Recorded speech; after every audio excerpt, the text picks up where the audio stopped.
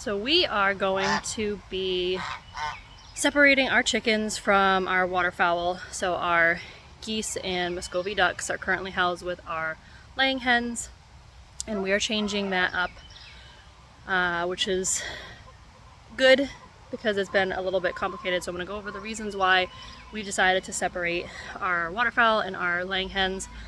Number one is the easy and simple one, is that they do all have to eat the multi-flock feed, which is higher in protein, because you're essentially feeding for these guys rather than the lower, somewhat lower protein for the laying hens. So cost-wise, it is a bit more expensive to feed everyone together.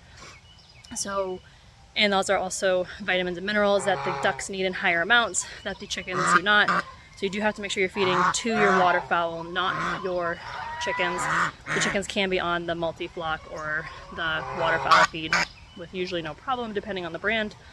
So that's reason number one for us. Number two is a significant amount of mess that the waterfowl tend to make. They have flat feet that push down the material that we kind of put in the run. So this winter we had added some hay into the run, which for the chickens usually they scratch it up, it mixes in, the waterfowl kind of push it all down. So that kind of created an anaerobic environment for our run back here. So that was a little bit of a challenge that we had to kind of turn it over, and also just the messiness of these guys with how their poops are. These guys are very loud. Hi friend. Very loud. So hopefully you can hear me. So that makes it a little bit harder to manage in the winter time with all of the bedding, where the chickens are less, their poops are a little bit easier to manage than these guys.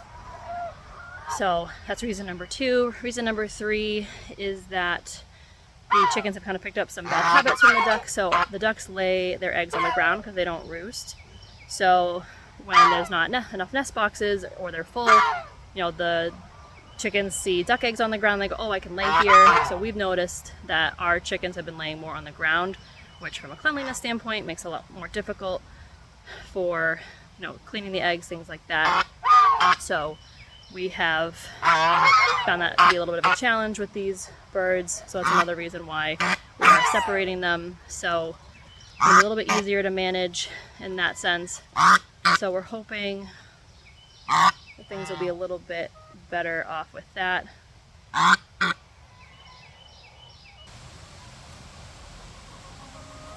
They're enjoying the lettuce that my husband gave them in the garden.